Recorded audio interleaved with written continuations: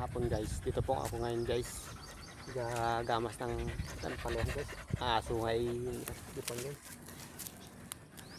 Gamas ngayon ako guys ng pala ako. Uy, nabuldos ang cellphone eh. Lumasok kasi ako dito guys. Saway ang aso ko dito.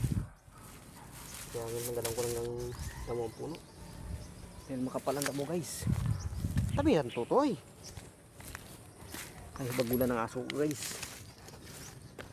Ay, hirap po kamera guys. Walang cameraman kasi dito sa akin guys. Ay.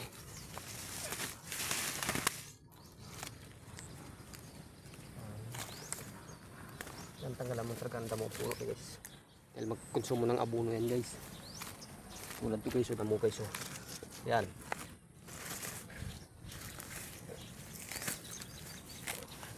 Yan, tanggalan mo damong puno. Para di siya makakuha ng damo guys. Hindi ang damo ay para ang pala lang magkain ng damo guys.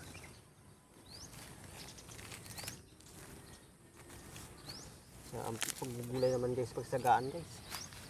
Hindi ka matyaga sa gulay eh. Wala rin guys.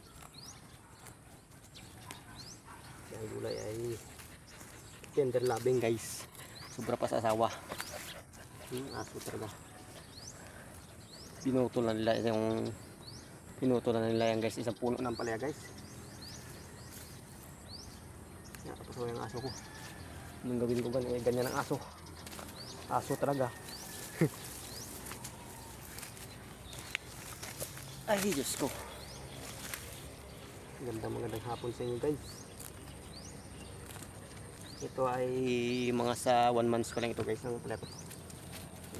Nako nasa init kasi kaya ganito. Nabalda sa init guys. Ay, sarap hindi nabalda sa init. Ay, ito mong aso guys oh. Ay, siksik ng siksik sa likod ko. Naiwan. Ito kasi guys, kung hindi na ako ng init ito, maganda ito. Ay, pukuta ba saan? Hanggang to. Tigas. Yan na lang. Yan, tanggalan yung damo ang puno guys. Para bukas na ako mag-spray aga guys. Magamas muna ako ngayon hapon. Kaya schedule ngayon guys ng spray sana ngayon. Sabi ko bukas na lang. Magamas muna ako guys.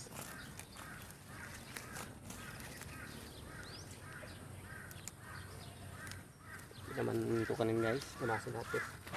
Ganito na lang guys video ko guys. Update ko lang kayo guys. Update ko lang kayo sample ako na nabugbog ng init guys. Ano mo? Pansin yan, di siya maganda. Nako kasi ng init. Na kuha ng init, balda. Mga aso ko pa guys, oh, bagulan na oh, yan oh.